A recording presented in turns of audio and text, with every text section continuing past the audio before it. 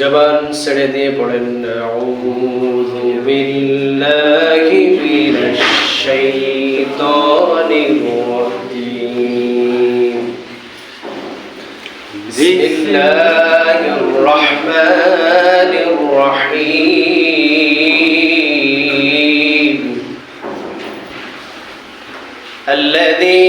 الذين يؤمنون بالغيب ويقيمون الصلاة ومما رزقناهم ينفقون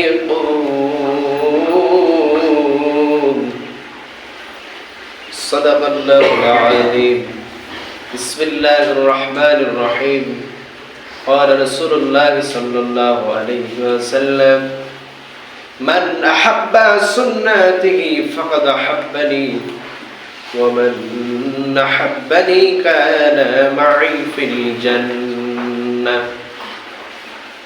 آمنت بالله সমস্ত প্রশংসা তারিফ গুণ কীর্তন সেই মহান মুনিবের দরবারে যার অশেষ মেহেরবানিতে আজকে আমরা দীর্ঘ একটি জমা করে আজকের এই পবিত্র জমায় অত্র এলাকা থেকে আগত অসংখ্য মুসল্লিয়ান কেরামের মধ্যে অল্প কয়েকজন মুসল্লিকে যে দয়াবান রব আমাদেরকে সময় মতন উপস্থিত হওয়ার তৌফিক দান করলেন, সেজন্য সেই মহান মুনিবের দরবারে সিজদা অবনত চিত্তে শুকরিয়ার কণ্ঠে বলে উঠছি আলহামদুলিল্লাহ। আলহামদুলিল্লাহ। দরুদ আর সালাম বিশ্ব নবী সাইয়্যিদুল আকরাম জনাব মুহাম্মদ রাসূলুল্লাহ সাল্লাল্লাহু আলাইহি ওয়াসাল্লামের উপরে। সম্মানিত প্রিয় মুসল্লিয়ানে কেরাম, আজকে আমরা আলোচনা শুনব কোরআন আল কারীমের 2 নম্বর সূরা সূরাতুল বাকারা। এই সূরার অত্যন্ত সুপরিচিত একটি আয়াত 3 নম্বর আয়াতে কারিমা তেলাওয়াত করেছি। এখান থেকে আমরা আলোচনা শুনব, আলোকপাত হবে এই বিষয়ে যে ঈমান কি জিনিস, ঈমান কত বড় মহা দৌলত হবে কিয়ামতের দিন একজন বান্দার জন্য, এবং কি কি কাজ আমাদের দ্বারা সংগঠিত হয়ে গেলে ঈমান নষ্ট হয়ে যায়। ইনশাআল্লাহ উক্ত বিষয়ের উপরে আলোচনা করার যথাযথ চেষ্টা করব। সম্মানিত প্রিয় ভাইরা, আল্লাহ রাব্বুল আলামিন সূরা আল বাকারার মধ্যে বলছেন ইয়া আইয়ুহাল্লাযীনা আমানু, হে ঈমানদারগণ। বিভিন্ন জায়গায় আল্লাহ রাব্বুল আলামিন যখন ইবাদতের ডাক দিয়েছেন তখন আল্লাহ রাব্বুল আলামিন ইয়া আইয়ুহাল্লাযীনা আমানু শব্দ ব্যবহার করেছেন, কিন্তু আশার বাণী যখন শুনিয়েছেন তখন আল্লাহ রাব্বুল আলামিন ইয়া আইয়ুহান নাস বলে ডাক দিয়েছেন। কিন্তু এখানে যারা ইয়া আইয়ুহাল্লাযীনা আমানু, যারা ঈমান আনয়ন করবে, আল্লাহ রাব্বুল আলামিন যারা ঈমান আনয়ন করবে তাদের জন্য ফয়সালা দিয়ে বলতেছেন যারা ঈমান আনবে তাদের কাজ হবে কি, আল্লাযীনা ইউমিনুনা বিল গায়ব। ঈমান আনার 1 নম্বর শর্ত হলো যে ব্যক্তি গায়েবের প্রতি ঈমান আনবে, না দেখা জিনিসের প্রতি ঈমান আনয়ন করতে পারবে, ওই ব্যক্তি হবে ঈমানদার। পড়েন সুবহানাল্লাহ। এই ঈমানের কত দাম হবে। বিশ্বনবী সাল্লাল্লাহু আলাইহি সাল্লাম তিনি বলছেন কিয়ামতের দিন যখন সব মানুষকে ময়দানে মাহশারে দাঁড় করিয়ে দেওয়া হবে, তখন মানুষগুলো পাপের বোঝা নিয়ে, মানুষগুলো চিন্তায় পেরেশানিতে ছোটাছুটি শুরু করে দিবে। সেই দিন আল্লাহ রাব্বুল আলামিন 3 শ্রেণীর মানুষের দিকে তাকাবেন না, কথা পর্যন্ত বলবেন না, রহমতের নজর দিয়ে তাকাবেন না। সেই 3 শ্রেণীর মানুষ হবে তারা, 1 নম্বরে মুমিনুল খান, যে ব্যক্তি নিয়মিত বিড়ি, জাদ্দা, সিগারেট, ফেন্সিডিল, ইয়াবা যত প্রকারের নেশা জাতীয় দ্রব্য আছে কোনো ব্যক্তি খায় অথবা পান করে, সেই ব্যক্তির দিকে আল্লাহ রাব্বুল আলামিন কিয়ামতের দিন রহমতের নজর দিয়ে তাকাবেন না। বলেন নাউযুবিল্লাহ। কিন্তু আল্লাহ রাব্বুল আলামিন সেই দিন ওই বান্দার দিকে তাকাবেন, সেই দিন আল্লাহ রাব্বুল আলামিন ময়দানে মাহশারে বান্দাদেরকে সালাম দিয়ে বলবেন, সালামুন কাওলাম মির রাব্বির রহিম। আল্লাহ রাব্বুল আলামিন সেই দিন তার গোলামদেরকে সালাম দিয়ে বলবেন, রব্বে রহিমের পক্ষ থেকে সেই দিন সালাম দেওয়া হবে। কিন্তু এই সালামগুলো সেই তিন শ্রেণীর ব্যক্তি শুনতে পাবে না। সেই দিন আল্লাহ রাব্বুল আলামিন এমন ব্যক্তির সাথে কথা বলবেন, বান্দার দিকে রহমতে নজর দিয়েও তাকাবেন। ওই ব্যক্তিটা হবে এরকম, আল্লাহ রাসূল বলছেন, একজন ব্যক্তির আমলনামার মধ্যে কিতাব ধরিয়ে দেওয়ার পরে দেখবে তার পুরা কিতাব ভর্তি 99টা গুনাহ থাকবে।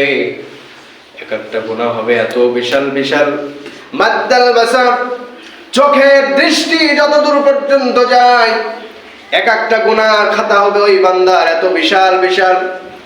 সেই দিন আল্লাহ রাব্বুল আলামিন ওই গুনাহগার বান্দার সাথেও কথা বলবেন, জিজ্ঞাসা করবেন, বান্দা আজকে কি তোমার বাঁচার মতন কোনো জায়গা আছে?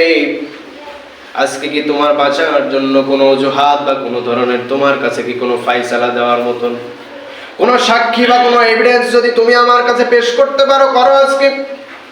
সেই দিন ওই বান্দা তার আমলনামা হাতের মধ্যে নিয়ে হাওয়া করে কেঁদে দিবে, দেওয়ার পরে বলবে, রব্বুল আলামিন 99টা খাতা ভর্তি আমার গুনাহ, আজকে আমার বাঁচার মতন কোনো রাস্তা থাকতে পারে এই চিন্তা আমার মাথার ভিতরে আসতেছে না।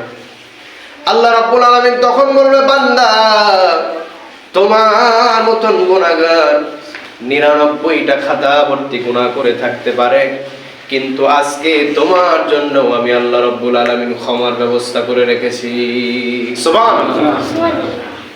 বান্দাটা তখন চিৎকার দিয়ে উঠবে, আল্লাহ আজকে আমার জন্য কি ক্ষমার ব্যবস্থা থাকবে? আল্লাহ বলবে, হ্যাঁ তোমার জন্য আজকে ক্ষমার ব্যবস্থা হলো এই, তুমি দুনিয়ার মধ্যে স্বীকৃতি দিয়ে পড়েছিলে লা ইলাহা ইল্লাল্লাহ, তুমি যে সাক্ষ্য দিয়েছিলে আল্লাহ এক অদ্বিতীয়, আমি আল্লাহর প্রতি ঈমান আনয়ন করলাম, তুমি না দেখে যে আমি আল্লাহর উপরে ঈমান আনয়ন করেছো, এই কারণে আমি আল্লাহ রাব্বুল আলামিন তোমার জন্য একটা ফিতাকা তৈরি করে রেখেছি। আজকে হাসরের ময়দানে তোমার আমলনামার পাল্লাটার দিকে একটা মিজানের পাল্লার উপরে বান্দার পাপের আমলনামাগুলো তুলে দেওয়া হবে। আল্লাহ রাব্বুল আলামিন সেই দিন তার ওই আইডি কার্ড একটা পাল্লার উপরে উঠায় দিবে। বান্দাটা নজর করে তাকিয়ে দেখবে মিজানের পাল্লাটা ওঠানামা করতেছে। এক পর্যায়ে ওই বান্দা নজর করে তাকায় দেখবে আল্লাহ রাব্বুল আলামিন যেই পাল্লার মধ্যে ওই আইডি কার্ড উঠিয়ে দিয়েছে, এক পর্যায়ে ওঠানামা করতে করতে বান্দার আইডি কার্ডের পাল্লাটা ভারী হয়ে যাবে। সুবহানাল্লাহ। আল্লাহ রাব্বুল আলামিন সেই দিন ওই বান্দাকে ঘোষণা দিয়ে দিবে, যাও বান্দা আজকে তোমাকে ক্ষমা করে দেওয়া হলো, জান্নাতের মেহমান বানায় নেওয়া হলো। ওই বান্দাকেও সেই দিন আল্লাহ ক্ষমা করে দিবেন। এই ক্ষমার পেছনে মহৎ একটা কারণ আছে, এই কারণটার নাম হলো ঈমান। শুধুমাত্র ঈমান নিয়ে যে ব্যক্তি মৃত্যুবরণ করবে, যারা পরিমাণ ঈমান যার মধ্যে থাকবে, সেই দিন ক্ষমা করে যিনি জান্নাতের মেহমান বানায় নেবেন তিনি কে? আল্লাহ রাব্বুল আলামিন। সম্মানিত প্রিয় ভাই, আমি যে হাদিসটা পড়ছিলাম, তিন শ্রেণীর মানুষকে আল্লাহ রাব্বুল আলামিন সেই দিন ক্ষমা করবেন না, এমনকি রহমতের নজরে দিয়েও তাকাবেন না। রব্বে রহিমের পক্ষ থেকে সেই দিন সালামের বাণী পৌঁছে দেওয়া হবে, সালামের শব্দটাও তারা শুনতে পাবে না। এক নম্বরে বললাম, যে ব্যক্তি নিয়মিত গুল, জাদ্দা, সিগারেট, মদ, আফিম, মেরিজুয়ানা, যত প্রকারের নেশা জাতীয় দ্রব্য আছে নিয়মিত খায় অথবা পান করে, এই ব্যক্তির দিকে যিনি রহমতের নজর দিয়ে সেই দিন তাকাবেন না তিনি কে? আল্লাহ। দুই নম্বরে যেই ব্যক্তির দিকে আল্লাহ রাব্বুল আলামিন সেই দিন তাকাবেন না, যেই ব্যক্তিগুলো নিয়মিত মানুষকে খোঁটা দিয়ে কথা বলে। দেখবেন বাড়ির পাশে গন্ডগোল লেগেছে, এই বাড়ি থেকে প্রতিদিন ওই বাড়িতে খোঁটা দিয়ে কথা বলে।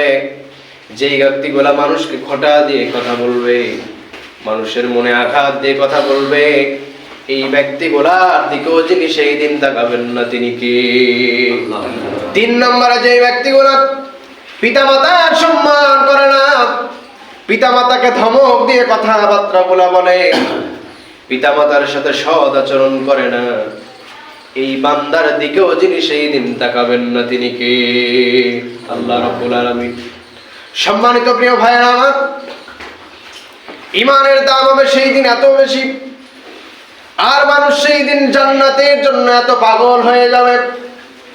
জান্নাতটা এত মহামূল্যবান জিনিস, যেটা ইমানের জন্য আল্লাহ রাব্বুল আলামিন ক্রয় বিক্রয় করে জান্নাত বান্দাকে দান করবেন। এই জান্নাতের ছোট্ট একটা হাদিস আপনার সামনে আমি বলছি।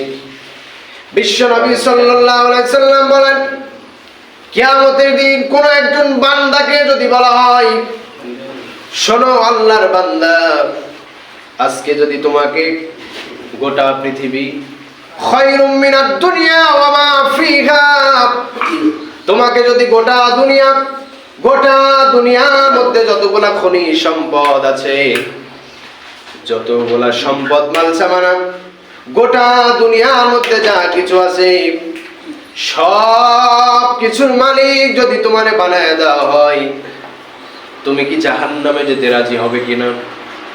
সেই দিন ওই বান্দা এত বেশি পাগল হয়ে যাবে জান্নাতের জন্য, আর জান্নাতের এত দাম হবে, জান্নাত এত দামি জিনিস হবে, ওই বান্দাকে যদি খায়রুম মিনাদ দুনিয়া ওয়া মা ফিহা, গোটা দুনিয়া আর দুনিয়ার সব কিছু যদি লিখে দিতে চাওয়া হয়, আর যদি বলা হয় জান্নাতে সামান্য চাবুক রাখার জায়গা পরিমাণ জায়গা যদি তার জন্য বরাদ্দ করে দেওয়া হয়, ওই বান্দা সেই দিন ময়দানে মাহশারের ভিতরে গোটা দুনিয়ার সব সম্পদ উপেক্ষা করে জান্নাতের চাবুক রাখার জায়গাটুকু আল্লাহর কাছ থেকে চেয়ে নিবে। সুবহানাল্লাহ। এত মহামূল্যবান সম্পদ হবে সেই দিন জান্নাত। এই জান্নাতে যাওয়ার জন্য আপনার করণীয় থাকবে সেই দিন ঈমান নিয়ে যেতে হবে। ঈমান যদি আপনার কাছে না থাকে, যেমনি করে মানুষের রূহ চলে যাওয়ার পরে যেমন লাশের আর কোনো দাম থাকে না, সেই দিন আপনাকে জাহান্নামের খড়ি ছাড়া আর কোনো দাম দেওয়া হবে না। এই ঈমান যেমন আপনার প্রয়োজন, ঈমানের চর্চাটাও আপনার জীবনে থাকা সবচাইতে গুরুত্বপূর্ণ জিনিস। এই ঈমানের চর্চা যদি আপনার মধ্যে না থাকে, তাহলে আপনি কিন্তু শেষ পর্যন্ত ঈমান নিয়ে দুনিয়া ত্যাগ করতে পারবেন না। এই মহামূল্যবান ঈমান বিভিন্ন কারণের মাধ্যমে আমাদের মধ্য থেকে নষ্ট হয়ে যায়, এই ঈমানগুলো ছুটে চলে যায়।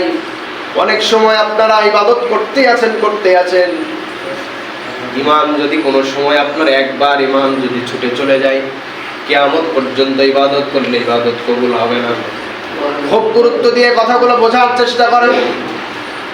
ওযু ভঙ্গের কারণ যেমন 7টা আছে, এই 7টার মধ্যে যদি একটা কারণ আপনার মধ্যে চলে আসে, ওযু যেমনি ভাবে নষ্ট হয়ে যায়, তেমনি করে যদি হজ পালন করতে যান, হজ ভঙ্গেরও কিছু কারণ আছে। এই কারণ যদি আপনার মধ্যে চলে আসে, হজ যেমন নষ্ট হয়ে যাবে। গোসলের যেমন ফরজ আছে, এই ফরজ তরফ হয়ে গেলে শুধুমাত্র আপনার শরীরটা ধৌত করা হবে, কিন্তু গোসল হবে না। যেমনি ভাবে নামাজ পড়ার জন্য ওযু করা ফরজ, ওযু নষ্ট হয়ে গেলে যেমন নামাজ হবে না, তেমনি করে কোনো ব্যক্তির যদি একবারের জন্য ঈমান নষ্ট হয়ে যায়, এই ব্যক্তি আর কোনোদিন যত ইবাদত করুক না কেন, কোনোদিনের জন্য একটা ইবাদত আল্লাহর কাছে কবুল হবে না। এত গুরুত্বপূর্ণ আপনার কাছে ঈমান। এই ওয়াজটা আপনার শোনা উচিত ছিল জন্মের পর ছোট থাকা অবস্থায়, কিন্তু আজ পর্যন্ত আপনার বয়স 50 পার হয়ে যাচ্ছে, 40 পেরিয়ে চলে যাচ্ছে, যুবক হয়ে গেছেন, সামনে আপনার ভোট কাউন্ট হবে, কিন্তু আপনি সব পৃথিবীর জানলেও এখন পর্যন্ত জানেন না কি কি কাজ করলে ঈমান নষ্ট হয়ে যায়। কিন্তু আপনি স্টলের ভিতরে যখন যান, যার হাতে কাপ আর বাম হাতে সিগারেট, মারেন একটা টান আর বলেন আমি নামাজ না পড়তে পারি, ওর থেকে ঈমান ভালো আছে। আসলে আপনি এখন একটু চিন্তা করে মিলাবেন, আমি কথাগুলো উল্লেখ করব, কতটুকু পরিমাণ আপনি ঈমানদার হতে পারলেন, আর আপনার মুখের ঝাড়িটা কতদূর পর্যন্ত গিয়ে ফলায়। যদি এই 10টা কারণ আপনার সামনে উত্থাপন করব, এই 10টা কারণের মধ্যে যদি একটাও না থাকে, আলহামদুলিল্লাহ আপনি ঈমানদার। নিজের বুকে একটু হাত দিয়ে সান্ত্বনা নেবেন। আর যদি এর মধ্যে একটাও ত্রুটি আপনার মধ্যে পড়ে থাকে, এখান থেকে সংশোধন হওয়ার দরকার আছে না নাই? প্রত্যেকেরই দরকার আছে, কারণ ঈমান ছাড়া আপনি যদি ফিরে যান, জাহান্নামের অধিবাসী হয়ে যাওয়া লাগবে। এর পক্ষান্তরে দ্বিতীয় কোনো মাধ্যম আপনার জীবনে আর থাকবে না। এক নম্বরে যে ব্যক্তিগুলা বেঈমান হয়ে যায় যেই কারণে, এক নম্বরে যারা শিরক করবে, আল্লাহর সমকক্ষে যারা অন্য কোনো একজনকে দাঁড় করাবে, এই ব্যক্তিগুলার ঈমান নষ্ট হয়ে গেছে। এই ব্যক্তিগুলা আর ঈমানদার বলে নিজেদেরকে দাবি করতে পারবে না। শিরকের উপরে একটা বিশাল আলোচনা আছে, যে আলোচনাটা করতে আমার লেগেছে 2 সপ্তাহ, যেখানে ছোট থেকে শুরু করে বড় বড় শিরক পর্যন্ত আলোচনা আছে। আল্লাহ রাব্বুল আলামিন এভিডেন্স পেশ করছেন, শিরক যারা করবে তাদের ঈমান নষ্ট হয়ে যাবে। সূরা জুমারের 66 নম্বর আয়াত 65 নম্বর আয়াতের মধ্যে আল্লাহ রাব্বুল আলামিন বলেছেন, ওয়ালাকাদ উহিয়া ইলাইকা ওয়া ইলাল্লাযীনা মিন ক্বাবলিক লাইন আশারাকতা লাইহবাতান্না আ'মালুকা ওয়া আ'মালুকুম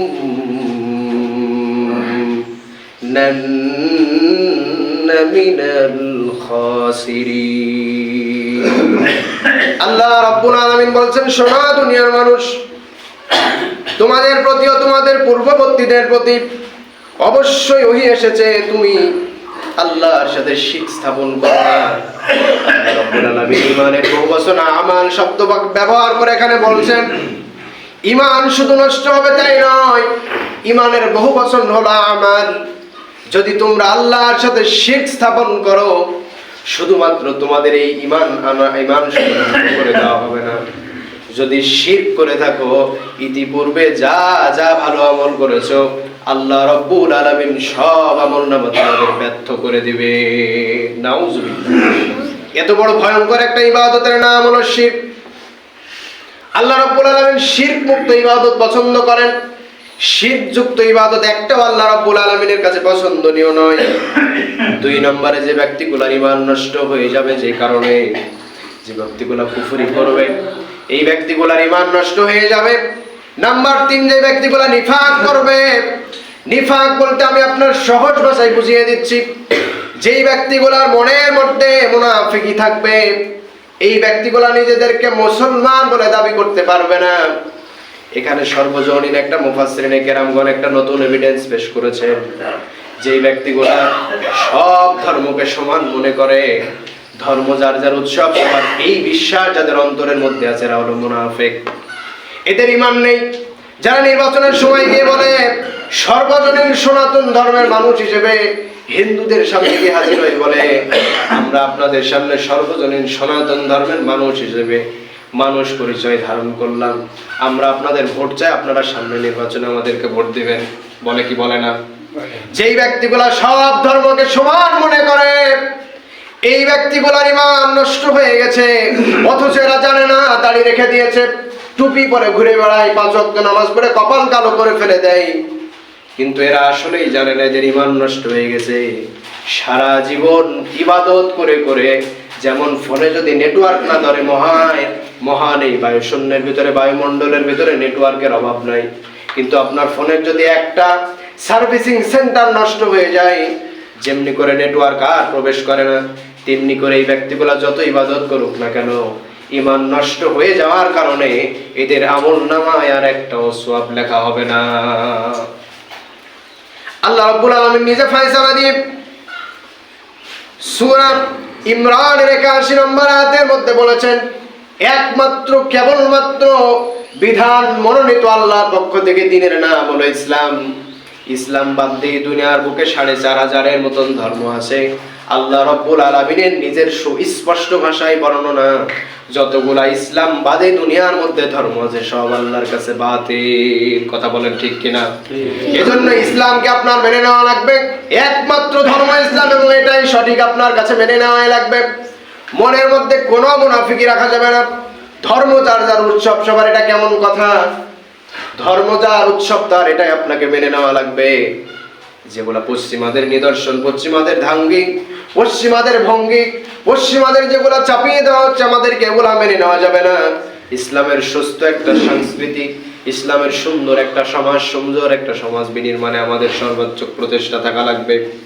4 নম্বরে, নবী ছাড়া যাদের আদর্শ ভালো লাগে অন্য কারো, রাসূল ছাড়া যেই ব্যক্তিগুলোর অন্য কোনো ব্যক্তির আদর্শ ভালো লাগে, যেমন কিছুদিন আগে দাদার আদর্শ সবার ভালো লাগতো, এখন আমরা আদর্শ ফলো করছি অন্য একজনের। আবার অনেক যারা ইয়াং জেনারেশন, এদের আদর্শের লোক হয়ে যায় মেসি, নেইমার, এদের আদর্শের লোক হয়ে যায় বাংলাদেশের মেগাস্টার নানো কি যেন শাকিব খান, এদের আদর্শ। মানে ওরা যেভাবে চলো, ওদের ড্রেস, ওদের ফ্যাশন, সব কিছু, যারা যতগুলা দুনিয়ার মধ্যে ফেমাস বিখ্যাত মানুষ থাকুক না কেন, যেই ব্যক্তিগুলার নবী ছাড়া অন্য কারো আদর্শ ভালো লাগে, রাসূল ছাড়া অন্য কারো দিন ভালো লাগে, রাসূল ছাড়া অন্য কারো দেওয়া ধর্মাবলম্বী অন্য যে কোনো পথ মত যাদের ভালো লাগে, তাদের ঈমান যিনি, আমল যিনি নষ্ট করে দেন তিনি কে? আল্লাহ রাব্বুল আলামিন।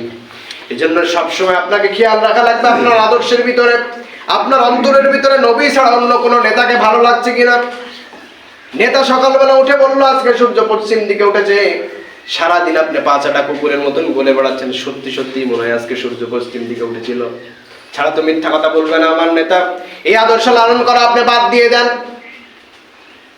যতগুলো আদর্শ আপনার অন্তরের মধ্যে লালন করেন, যদি আপনি প্রকৃত মুসলমান হতে চান, ইমানদার হতে চান, ইমান নিয়ে আল্লাহর কাছে ফিরে যেতে চান, দুনিয়ার মানুষের পাঁচাটা বন্ধ করে দেন, একমাত্র আল্লাহকে ভালোবাসেন, রাসূলকে নেতা হিসেবে মেনে নেন, এবং এই দুনিয়ার বুকে যারা আল্লাহর জমিনে আল্লাহর দ্বীন কায়েম করার জন্য সর্বাত্মক প্রচেষ্টা এবং ভূমিকা চালাচ্ছে, তাদের অংশ, তাদের দলভুক্ত হয়ে যান। এই দলভুক্ত হওয়ার কারণে যিনি আপনাকে মাফ করে দিতে পারেন তিনি কে? আল্লাহ রাব্বুল আলামিন। এই জন্য আপনাদেরকে সবসময় সচেষ্ট থাকতে হবে। সামনে বাংলার জমিনে ইসলাম কায়েম করার জন্য আপনাদের ভূমিকা থাকবে সবচেয়ে অগ্রগামী, কারণ আপনার মাধ্যমেই সম্ভব কেবলমাত্র আল্লাহর জমিনে আল্লাহর দ্বীন প্রতিষ্ঠা করার। এই জন্য আপনি যখন ভোট দিতে যাবেন তখন একবার আল্লাহর দিকে তাকাবেন আর নিজের অন্তরের দিকে তাকিয়ে ভোটটা দিবেন। যেই ব্যক্তিগুলোকে আপনার সৎ মনে হবে, যেই ব্যক্তিগুলোকে আপনার পছন্দনীয় মনে হবে, যারা আল্লাহর জমিনে আল্লাহর দ্বীন কায়েম করার চেষ্টা করবে, যারা অন্যায়কে উঠিয়ে দিয়ে সৎকে বসানোর জন্য চেষ্টা চালাবে, তাদের দিকে যদি আপনার সমর্থন থাকে, তাহলে আপনার আমলনামায় তাদের ভালো কাজের বিনিময়ে যিনি সওয়াব লিখে দিতে পারেন তিনি কে? আল্লাহ রাব্বুল আলামিন। এরপরে 5 নম্বরে, নবী ছাড়া যাদের আদর্শ, এখানে আরেকটা হাদিস আছে, নবী ছাড়া যাদের আদর্শ ভালো লাগে না, নবী ছাড়া যাদের আদর্শ অন্য কারো আদর্শ ভালো লাগে, এদের জন্য আল্লাহ রাসূল সাল্লাল্লাহু আলাইহি সাল্লামের উপরে সূরা তাওবা 81 নম্বর আল্লাহ রাব্বুল আলামিন আয়াত নাযিল করে দিয়ে বলেছিলেন, যে ব্যক্তিগুলো আপনার আদর্শ পছন্দ করে না, এদের জানাজার কাছে আপনি যাবেন না, এদের কবরের পাশে দাঁড়িয়ে দোয়া করবেন না, এদের নাজাতের জন্য কোনো ফরিয়াদ আপনি করবেন না। আব্দুল্লাহ ইবনে উবাই যার প্রকৃষ্ট উদাহরণ, এই ব্যক্তিটা শুধুমাত্র আমি সাব্বিরের পিছনে নামাজ পড়েছি এমন নয়, বাইতুল মুকাররমের যে প্রধান ইমাম এর পিছনে নামাজ পড়েছে আব্দুল্লাহ ইবনে উবাই, এমন ব্যক্তিও কিন্তু সে ছিল না।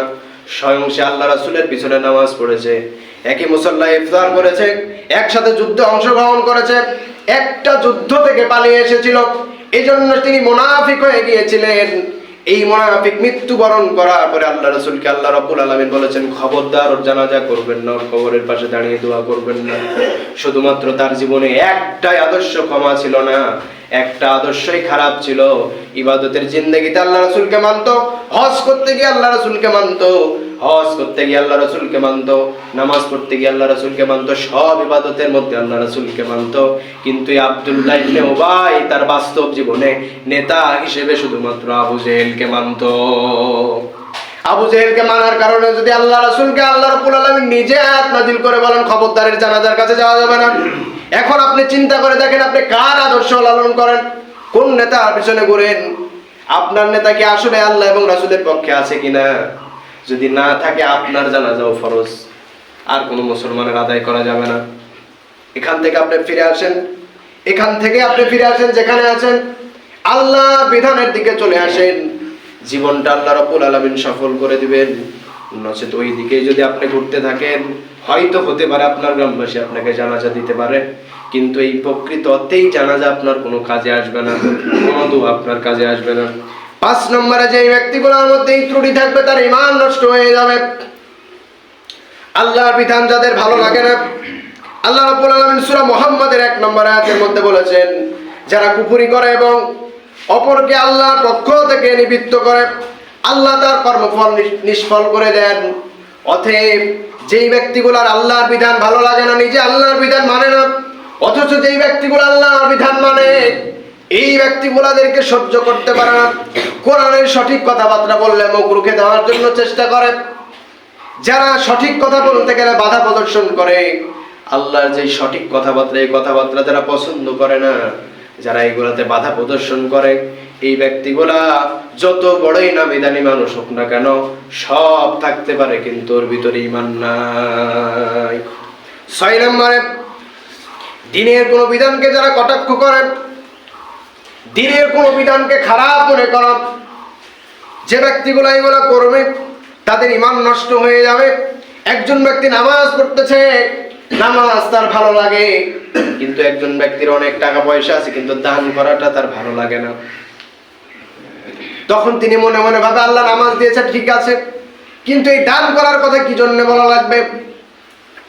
হজ করছেন আপনি, হজ করা আপনার ভালো লাগে, কিন্তু হজ থেকে ফিরে আসার পরে যে সঠিক বিধানের উপরে আপনার টিকে থাকা লাগবে, সৎভাবে জীবনযাপন করা লাগবে।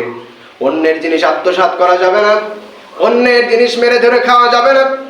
এইগুলা বিধান যখন আপনার সামনে এসে দাঁড়িয়ে যায়, তখন আপনি মনে করেন হজ করাটা কত ভালো ছিল, কিন্তু এই ইবাদতগুলো আমার মনের ভিতরে কেমন জানি কষ্ট কষ্ট দিচ্ছে, এগুলা মানা যাচ্ছে না। যদি কোনো ধরনের যে কোনো ইবাদত, আল্লাহর দেওয়া বিধান যদি আপনার খারাপ লাগে, মনের ভিতরে কষ্ট দেয়, তাহলে আপনি বোঝা লাগবে এখন পর্যন্ত আপনি প্রকৃত ঈমানদার হতে পারেন নাই। এখান থেকে ফিরে এসে আবার আপনাকে নতুন করে তওবা করে ঈমান আনয়ন করা লাগবে। 7 নম্বরে যে ব্যক্তিগুলোর ঈমান নষ্ট হয়ে যাবে, যারা জাদুটোনা করে, ব্ল্যাক ম্যাজিক যারা করে, যারা সুতার মধ্যে চুল জড়িয়ে কূপের মধ্যে আল্লাহ রাসূল সাল্লাল্লাহু আলাইহি সাল্লামকে ব্ল্যাক ম্যাজিক করেছিল এক সময়, এই ধরনের কাজ কারবার যারা করে, মানুষকে তাবিজ করে, বান মারে। অনেক সময় কলা গাছের দেখবেন কিছু কিছু কাজ করে আসলে কলা আর পাকে না। অনেক সময় দেখবেন গাভীর দুধের মধ্যে কি যেন করে ফু দিলে গাভীর দুধ এটকে যায়, দুধ আর হয় না। এই ধরনের ব্ল্যাক ম্যাজিক, কালো জাদু মানুষকে হয়রানি যেই ব্যক্তিগুলা করবে, এদের ঈমান নষ্ট হয়ে গেছে। এদেরকে পুনরায় আবার আল্লাহর কাছে তওবা করে ফিরে আসা লাগবে, নচেত এই অবস্থায় মৃত্যুবরণ করলে জাহান্নামের মধ্যে তাকে নিক্ষেপ করা হবে। 8 নম্বর ওই ব্যক্তিগুলো ঈমান হারিয়ে ফেলেছে যারা মুসলমান ওই মুসলমানের বিরুদ্ধে ষড়যন্ত্রে লিপ্ত হয়। সামান্য চেয়ারের দ্বন্দ্বে, সামান্য কিছু অর্থ সম্পদ পাওয়ার জন্য দেখবেন আমাদের মাঝে কত দ্বন্দ্ব, কত বিরুদ্ধচারণ, কত ধরনের কত কি ঘটে যায়। দেখবেন অনেকগুলো মানুষ দেখবেন চেয়ারের লোভে একে অন্যের পিছনে লেলিয়ে দিয়েছে, এর সঙ্গে গন্ডগোল ফাসাদ করছে, ওই ওর সঙ্গে গন্ডগোল ফাসাদ করতেছে।